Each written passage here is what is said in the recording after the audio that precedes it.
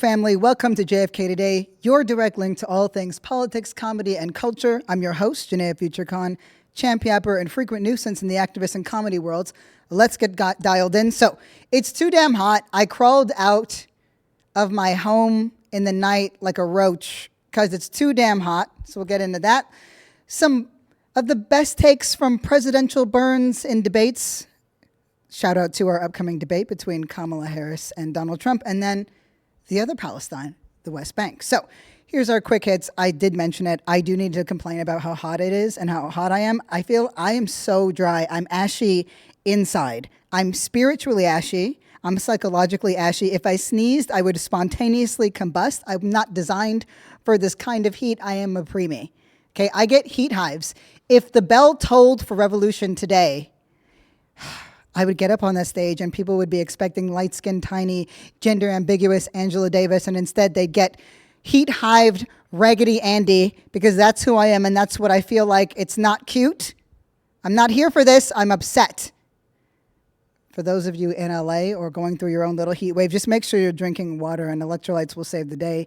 And keep your sun exposure to a minimum. I know I'm just stating the facts, but I'm upset. I'm very upset. Anyway, K-Dot's in the news. There is one place I know in Los Angeles that's burning hotter than our neighborhoods and our streets, and that is the inside of Drake. He is so upset because they just announced today that Kendrick Lamar would be doing the halftime show next year at the Super Bowl. Now millions of people around the world can also hear Kendrick Lamar call Drake a pedophile. I don't even know how you come back for that. Anyway. Elections updates were 62 days out. We have a huge debate on Tuesday. In the meantime, Liz Cheney endorses Harris. I think perhaps at a different time it would have been pretty sizable. It's like, okay, it's fine. It's fine. But in the meantime, right, we've seen this blue wave, the joy, the Kamala Harris of it all. Where are they? What are the polls saying? We know that Trump and Kamala Harris are actually neck and neck. This is based on the Siena poll. One of the only ones that I'm inclined to pay a little bit of attention to, because we all know it is a flawed system, but that one does tend to be a little bit more accurate. So let me catch you up to speed. We have 7 battle states to be paying attention to. That's Wisconsin, Michigan, Nevada, Arizona, Georgia, Pennsylvania, and North Carolina. So when they're looking at these polls, they're paying attention specifically to how each candidate fares. And overall, they are neck and neck. This is what some of the voters had to say, though, more than on the Siena poll, right? So this is beyond just where Trump and Kamala Harris are. It says more than 60% of likely voters said the next president should represent a major change from Biden. But only 25% said the VP, that's Kamala Harris, represented that change, while 53% said that Trump did. First, I was going to get really annoyed because I'm like, are we talking about MAGA losers or these? But then I was reading some of the comments. There's one guy who's like a plumber, and he said that how can Kamala Harris be different from Biden when she was his vice president? So that made me realize, I think, even though I read and I try to think and I'm like, be a flexible brained person, it's really challenging to not just assume that it's just this population of people that believes in Donald Trump, for whom racism was not a deal breaker and is not a deal breaker, and fascism is not a deal breaker. I think it's really easy to think in those terms. But when I read that quote, it was such a reminder that there are normies in this. The internet, despite the fact that I sit here and I read everything and I criticize what I'm saying and I'm a critical thinker, I try to be, and all that stuff, I can very easily fall into these lazy, well, they're just this. And actually, this guy is saying something profound. How is she different? Bitch, you got to tell us. You got to tell us how you are different. How are you different from the other bitch that's running? Because we need to know. How are you different from the bitch that is in power? This is such an important moment for Kamala Harris to set herself apart from everybody else. Not just Donald Trump, but from Biden, because that's the weight, that's the anchor that might drag her down. I mean, there are limits to this. The thing that I'm hopeful for beyond the obvious is that her fundraising, Kamala Harris's fundraising, is still just eons higher than Donald Trump is right now. And what a great opportunity for you to put those dollars, get some bang for the buck, and put out some ads that show that you are different. Communicate to us differently on Israel. Take a different stance. Separate yourself. Arms embargo, sanctions, limit spending, whatever it is, do something, because that is the key issue that's hugely important to American voters beyond economics. But what you're hearing in that moment, and what we keep hearing over and over again, and it sucks because I think the racists tend to hijack the feeling, is that things can't possibly keep going on as they are. There is a general feeling and ethos around this moment. But unfortunately, racists, bigots, losers, they seize the conversation and turn it into something else. And while we may have our own takes about what it means to say you want something new and then put a billionaire in power, the truth is the Democratic Party is simply not doing a good enough job demonstrating that difference. In fact, they're promising us the same. And so when lefties criticize it, sameness, it makes a lot of sense. And when we look at how much of that sameness today came because people lived, fought for, and died for change, that still is being rolled back, that still doesn't encompass the most marginalized. We know we've got a ways to go. So we've got a little over 8 weeks, right? This is the shortest presidential election in modern American history. And both candidates have very little opportunity to shift the electorate, right? But while Trump is fixed, I mean, God, look at him trying to come up with something new against Kamala Harris. It's every time I look at Donald Trump, I think of Abe Simpson, you know, Homer Simpson's father, when there's a newspaper article where he looks up at the sky and he's got a fist raised and he's like, man angry at sky being blue. And I'm just like, that's Donald Trump. He's a one-trick pony. He's got no game. He's got no game. But Kamala Harris is still largely unknown to the populace. They don't know what she thinks. They don't know what she believes. And yeah, the DNC was a good opportunity for her to stake a claim, but it was largely to people who were already going to vote for her. In order to get the shifts that you need, you've got to come out and show yourself as different. And honestly,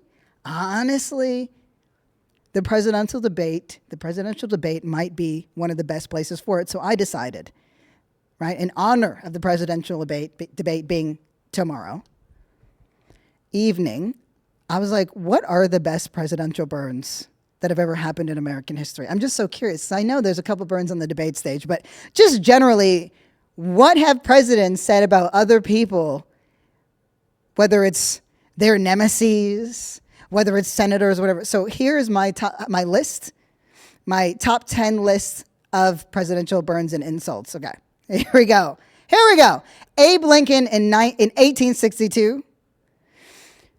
He said that of General McClellan, no. You know what? This one's better. I'm going to try to stick to one per one. The Abraham Lincoln on Stephen Douglas's policy on slavery. This is what he said. It is as thin as the homeopathic soup that was made by boiling the shadow of a pigeon that had been starved to death. I'm sorry, that's actually pretty incredible. This is the other one he said, though. You know, I brought it up, so I got to name it. So in 1862, Abraham Lincoln, he was disappointed by the slow progress of the Union Army, so he sacked General George McClellan in November of that year, and he said, if you don't want to use the army, I should like to borrow it for a while. That's kind of gangster, I got to just say. That's kind of gangster. And of another general, he said he's got his headquarters where his hindquarters ought to be. I mean, I'm here for the wordplay. It doesn't slap as much, but I'm like, as thin as the homeopathic soup that was made by boiling the shadow of a pigeon that had been starved to death. It's a pretty good burn, I gotta say. Okay, Theodore Roosevelt called William J. Long too small game to shoot twice.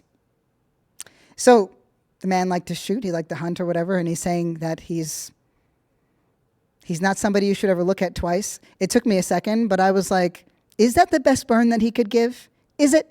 So I looked more onto Theodore Roosevelt, and he said this on William McKinley. McKinley had no more backbone than a chocolate eclair. That's a burn. Okay, no more backbone than a chocolate eclair. Kamala Harris, please take notes. All right, we've got some bangers for the stage for you. This is the time for you to win over the populace after you separate yourself from Gaza, from Israel and its war on Gaza and its war on Palestinians. He then went on, Theodore Roosevelt went on to call President Woodrow Wilson a Byzantine, is it time? Byzantine logothete backed by flub-dubs and mollycoddles. I had to look all of this up. But basically a logothete is like a general of the Byzantine times. I better be saying that right. It's one of those words that I've read before and not said out loud, and I have a very bad track record of saying those words out loud. But anyway, flub-dubs are just yes men, and mollycoddles are just people, it sounds like what it sounds like. You're just surrounded by a bunch of yes men and coddlers.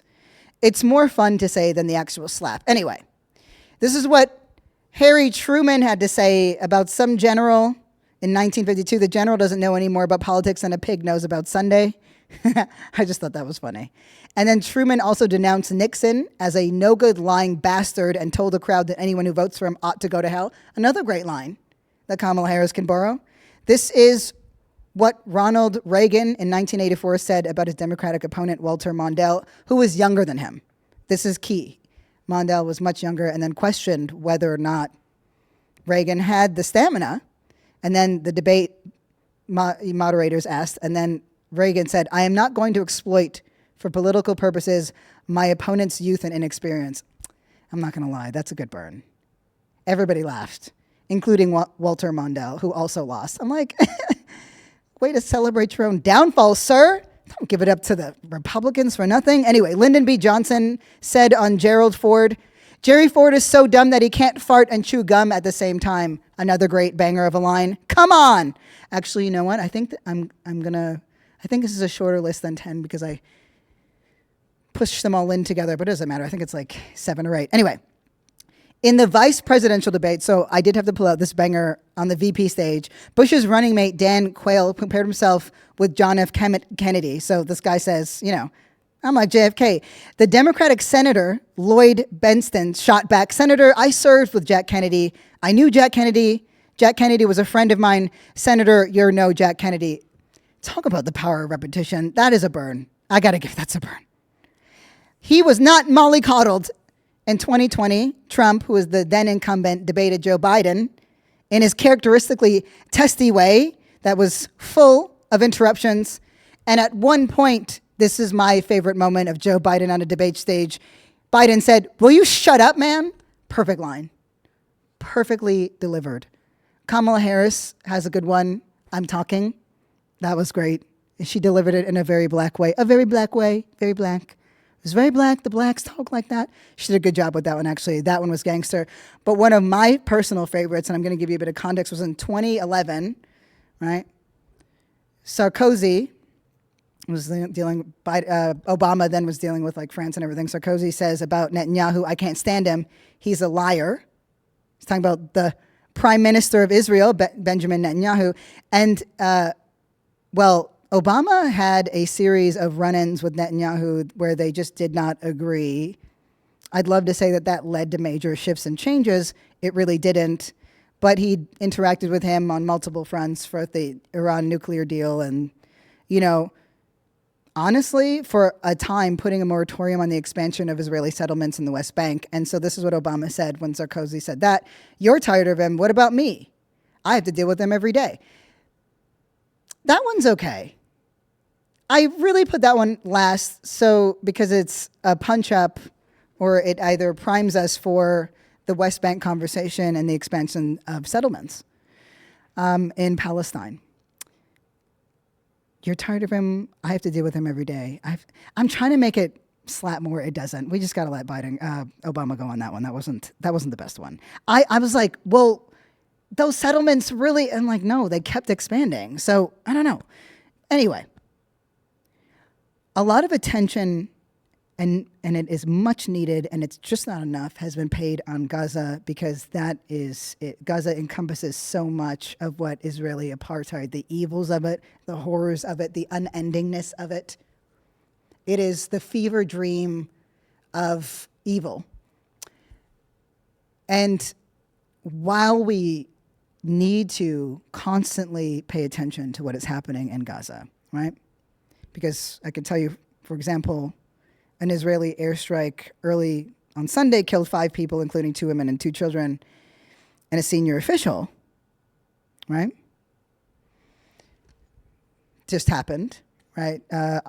Since October 7th, there have been more than 1,000 incidents of settler violence, which we're going to be talking a little bit about, and also the expelling of at least 1,300 Palestinians from their homes. Now, keep in mind that this is outside of Gaza and that these numbers are less than what is actually true. We're not getting the best count because of the way the apparatus is set up. So when we think of Gaza, we also have to think of Jenin, we have to think of the West Bank, we have to think of, which is occupied, we have to think of all of Palestine, because Israel's military has persistently and increasingly been unsparing in its tactics. So while it's maneuvered all of Gaza into this the equivalent of an open air prison, a lot of how it sharpens and hones its military tactics is in the West Bank. So since October 7th, which is again the inciting time for a lot of people, over 700 Palestinians have been killed, right? So that's the highest in the last 15 years.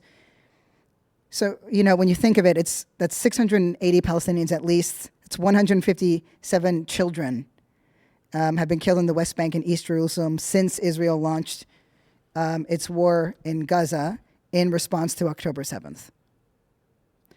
I have been trying to find language to articulate what it felt like to actually be there and experience it myself. So in 2016, I was in East Jerusalem and I met families, some of whom had just been expelled. And so it looks like this. You can just go to the grocery store. You got to go to the grocery store. And then when you come back, everything you own is on the street. A new family has moved in, a Jewish family, an Israeli family, and they have IDF protection with them 24/7. They now legally own that house. There is no legal recourse you can take. There's no illegal recourse you can take. Your house is gone. They will wait for you to leave your home. And in the event that there is an elderly person in your house or an infant or anything else, they have no issues violently removing those people or even killing them. And it's not uncommon. This was long before October 7th, right? It's been an expansion project, and settlers, I think we talk a lot about the Israeli military and this, the IDF and the Israeli military and Benjamin Netanyahu, but what I saw that scared me more, to be perfectly honest with you, was the ways in which settlers moved. So I met some of those settlers who moved back and forth across from the West Bank, and also just some who harassed the folks that I was with because we were black, and understood that we were likely part of this delegation, and so just went above and beyond to flash their weapons at us, to harass us, to yell at us. The IDF was there and had no problem with what was going on. They were threatening to shoot us, threatening to kill us, and this was me who, in Palestine, I have this passport. I can leave. I can move around. I have a Canadian passport. The Palestinian man who was born and raised in East Jerusalem, who lives in the States, who is a lawyer and a legal expert, right? He had to fly in through Jordan. He was not allowed to fly in through Israel. He was not allowed to fly into his own home.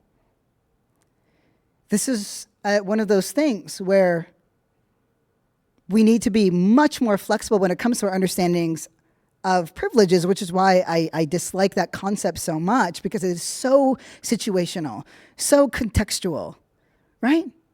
So many layers. And I've not been able to shake or even articulate well what I saw from my time there. It was horrendous. The settler project is not some offshoot. They can actually work more violently and with more legal impunity than the IDF itself. So let me just tell you what settler violence has looked like in the past 2 months. A group of off-duty reservists from a settlement, right, settlers, shot and killed a Palestinian resident of East Jerusalem. Settlers attacked Palestinians, foreigners, and Israelis in the village of Kusra settlers shot a Palestinian and threw stones at a pizzeria in Hawara. They burned fields and threw stones in the village of Rujib, attacked Palestinians with batons in the village of Susia, threw stones and burned the car of 4 Bedouin Israeli women and a baby in the settlement of Givat Ronan, and rampaged through the village of Jit, shooting a Palestinian until they were dead. There is no limits to their violence, and they will abuse other Jewish people, other Israelis, if it means seeing through their agenda, right? These are the folks who protested for the right to rape Palestinian prisoners and were willing to push through the IDF to do so. Health Minister Majid Abu Ramadan said, "No place in Palestine is safe, not just Gaza." He says, "We witnessed the occupying enemy repeating the systematic destruction I saw before, targeting both human life and infrastructure. When they can't kill, when settlers cannot kill for whatever reason, they will destroy every building, every home, every market that they come across." This is a population of people that are not the Israelis that are out there fighting against Netanyahu. These are the folks. Remember I mentioned in a previous episode that Netanyahu had some people in his cabinet who were significantly more far right than him, and he's there. He's like on the right. He's right of right. These are the folks that enable and empower the settlers that seek to wreak havoc on regular, everyday Palestinian people just living their lives. So one of these people is Itamar Ben-Gvir. He is the right-wing minister of national security. He's one of the absolute worst. He presides over the national police force and is particularly supportive of the settler movement. And his subordinates seem to understand this, according to both the AP News, New York Times, The Atlantic. His subordinates seem to understand, even when not given direct instructions, that, and his subordinates being, police officers, the IDF, whatever, that they are not to stand in the way of rampaging settlers. Settler colonialism in Israel, particularly on the West Bank, has gotten so bad that foreign countries believe it's too much. So since the beginning of the year, this year, the United States, the United Kingdom, France, Canada, the European Union, Australia, New Zealand, and Japan have placed financial sanctions on individual settlers, as well as particular outposts and right-wing organizations, right? This is important. It means that on some level, these reports that are coming out from human rights entities, human rights groups, watchdogs, settler watchdogs, et cetera, are at least being heard by some people. But to be honest with you, they do very little to hamper the abilities of those sanctioned individuals to carry on with their regular violent activities. It's one of those moments where when you think to yourself, humankind is beyond redeemable, you look at the fact that actually there are people who would stop this in an instant if they could. It's simply that the powers that be stop them. There are everyday people who are fighting against this, but there are more powerful entities that stop them. So I looked into these sanctions, right? One person in particular, and this was from, I believe, The Atlantic. No, I got this from the AP News. So for weeks after being sanctioned by the U.S., someone named Yinon Levy, he struggled to pay the bills, right? He's living on his farming outpost on top of a hill in the occupied West Bank. But they say that for the Israeli settler, the problems, this particular individual, these problems did not last for very long. So while the banks froze his accounts, his communities raised, his community, that's the settler community, that's Ben-Gvir, everywhere in between. His community raised thousands of dollars for him, and Israel's finance minister vowed to intervene on sanctioned settlers' behalf. 2 months after the sanctions were issued, Levi was granted access to his money. This is what he had to say. He's 31 years old, and he told the Associated Press, "From his farm in South Hebron Hills, America thought it would weaken us, and in the end, they made us stronger." So the sanctions, rather than actually stop it, emboldened settler attacks and land grabs to escalate. That's actually what it did. So, and that's according to Palestinians in the West Bank and local rights groups and sanctioned Israelis. So here's the thing. I've heard many people in talking about this say that some of whom are Zionists, some of whom are not, because, I'm in fights with everybody. That's me, you little light-skinned little Tasmanian devil fighting the good fight. I've heard people who are anti-Zionist who say that Israel, I don't even know what the titles mean anymore, because there was a group of individuals who believed that they had a right to Israel, that it was their birthright, but didn't agree with the settler violence, but believed in the logic of it, believed that they had a right to those lands based on ancestry. And for one, I stumped them the way I've stumped other people in the past, but rather than just debating them head on, I say, well, then are all displaced people entitled to nation states and nationhood? In which case, when Palestinians have the same position, when they have the same rights. The issue with that, though, of course, is that it kind of forces somebody to own either their own racism or their own belief in Jewish superiority. The cognitive dissonance was pretty breathtaking, because it means, like, first of all, let's just say, they say it's a bunch of small bad actors. It's not all settlers.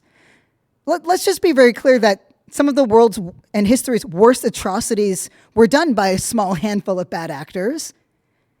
And second of all, it's so much bigger than that, because the institution, the belief, the practice of settlership is inherently violent. It is an inherently violent belief system. It can't be, they're not bad guys. No. It is an inherently violent and evil belief system. And the way that it works is so much like the way that lies do, or the way that hatred does, or bigotry. It is extremism. It only moves in one direction, and that's towards more and more violence and more justification of those violences. And let me tell you something, settlers have become so organized and unhinged that they can't be controlled by the IDF anymore and by the Israeli government. They are actually saying that settlers now pose a security risk. Yeah, that's what happens. That's what happens when you enable a bunch of extremist groups that you help to arm and then allow to do whatever they want. Sound familiar? We might have this problem in America very soon. In fact, in some ways, we already do. It's funny how these systems keep replaying themselves, and they actually feed off of each other. Settler violence, like all kinds of colonial violence, like colonial violence itself, it stems from the belief in a racial and ethnic superiority, right? It's a racist ideology. That's all it is. It doesn't make a difference who the person holding the stick is, or what clothes they wear, or what gear they wear on their head, or what God they pray to. It's the same violent system. And it just, the exceptionalism here, the idea that, and I grapple with it here, I grapple with it all over the place, this idea that there is some sort of unique experience of oppression.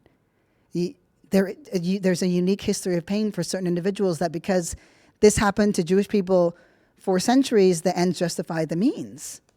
And I'm like, I'm sorry, that's just simply not true. It doesn't.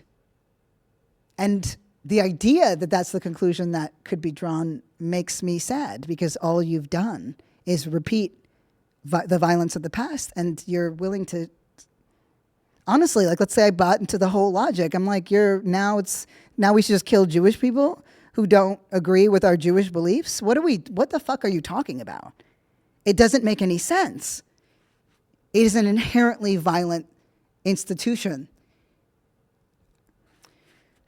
So look, a little brief moment for history. Israel seized the West Bank, Jerusalem, and the Gaza Strip in the 1967 Mideast War. Again, very, very one-sided.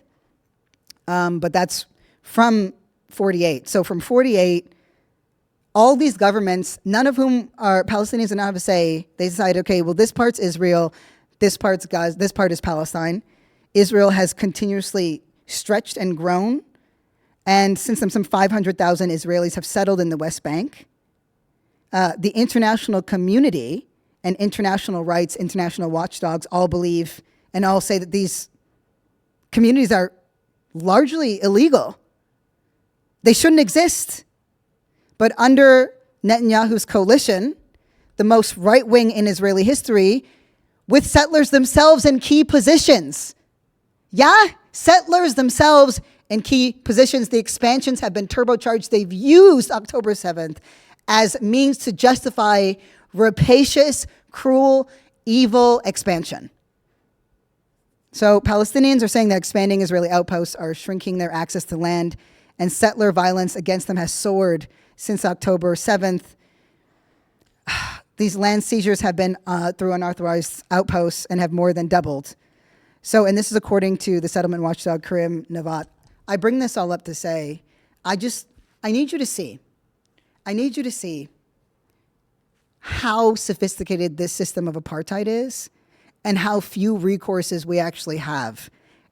But I'm very clear that we have to fight anyway. I'm very, very clear on that. The more that we shed light on this, I'm going to tell you something. Those sanctions happened for a reason. And they didn't have the effect, but it means that there are people that are trying to make a change, and our job is to find those people and to help them. Right now, we have an opening with Kamala Harris. We'll see where she is on this debate stage. But this is a good time for all the organizers and all the activists and all the artists to think about what your next big move is. We have just under 8 weeks. We have just under 8 weeks to do some serious damage. And you know what? My ass is getting on social media. That's what I like properly. You have my promise. It's go time. It's go time. I am furious. I'm disgusted, but I am very aware of how this thing enables itself. And right now, Israel's about to find out just how dangerous it is when you let people get away with any and everything, when racism becomes the seat in power, when ethnic cleansing and genocide become the vehicles through which a country is realized, and what that means in terms of legacy, in terms of safety and sustainability. I'll answer, it's not. It's not any of those things. Netanyahu is a coward and a cruel individual, and I look forward to his downfall. So, while we wait for that and push for that, why don't we push our Howard girl in the right direction? Because, well, if not now, then when? Let's fucking go. With that, why don't we hit the VMs for the question of the day? Hello, Janaya. My name is Lynn. I'm calling from Toronto. Before I ask my question, I just want to say that I heard you speak for the first time, possibly 2016, and I agreed with everything you had to say.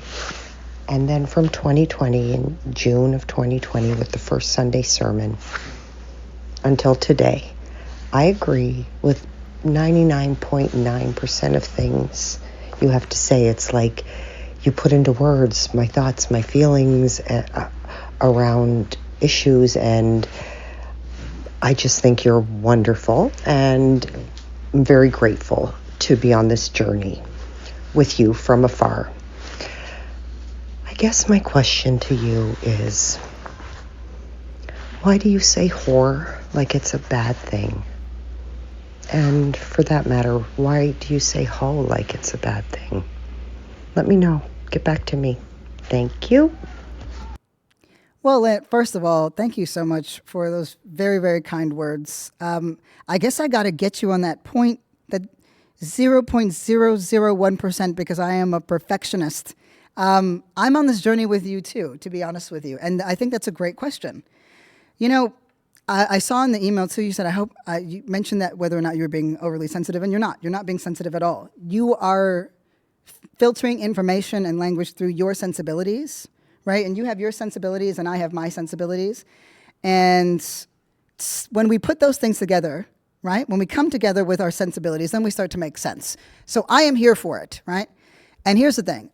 First and foremost, we're all hoes under capitalism. That's just, I'm out here hoeing for justice, whoring for justice, whatever you want to say, however you want to say it. So if I framed it as if it was negative, because I've been using hoes, whores, bitches, etc., in a very gender neutral way, but if I'm using it more skewed towards a specific subset, then I want to look at that because, well, first of all, those words are just so funny. These are my comedic sensibilities. They're hilarious words. But part of the reason why I love them now is because they were used exclusively against women while I was growing up. Particularly, I mean, if you remember the 2000s, how they treated female pop stars at that time, it was pretty fucking gross. And there's been a shift in language just generally. I think about faggot, etc., which is another word that I use in queer. That's another word. Like, these are words that I think the right wing and conservatives and really religious-based theocrats kind of positioned as negative and derogatory, whatever. And, to me, it's all about context. I think those words are fun. So when I'm talking about the hoes who are bigots and whatever, then they're hoes for different reasons, I'm an equal opportunity hater and an equal opportunity lover. But I'm very grateful for this nudge, because if I am not communicating the words the way that, with some balance, I want to pay special attention to that, because we all hose for something, and I thought I was using it in a balanced way, but I want to be on the ball with that. So thank you. I also just want to mention, because what are your thoughts on this, Lynn? So I called J.K. Rowling a porch, and then somebody wrote in the comments, right? Well, how can you say that? You're making fun of women too. You're no better than J.K. Rowling. And then I said, well, you see, I've never cared about women at all. And everybody knew, like, it was funny because it's ironic, because it's not true. Is that funny to you? I want to know, because there's a difference. That person was not engaging in good faith, and you are engaging in good faith. And I'm just wondering, I wonder if it's the words themselves, the connotation, or the context. That's what I'm curious about. So if you ever feel inclined to, write back, I'm so curious to hear your thoughts on this. But for me, I love the push. I'll be more mindful, because hose is a wonderful word, and it's also a silly word, and everybody's a hoe. So from one hoe to another, unless you don't want to be that, in which case, H-dog, homie, whatever. Very grateful. And also just thanks for just kind of being steadfast. I'm so glad that, you've been on this journey with me since 2016. Listening to this little loser yap. So I'm just really appreciative of that. And thanks for sending that question. And also send more. I want them all. With that, I think it's a wrap. Thank y'all so much for listening in. It means the world for me, to me. This is a labor of love. That episodes are dropping 4 times a week. We're streaming everywhere that podcasts are. Don't forget to hit me up. I want to hear from you. Send me a voice note, question, or just thoughts. I'll take anything to jfktodayshow@gmail.com. We're about to do a concerted push. Shout out to KR, Carolyn, and the JFK team, and shout out to you, the listeners, that make it all possible.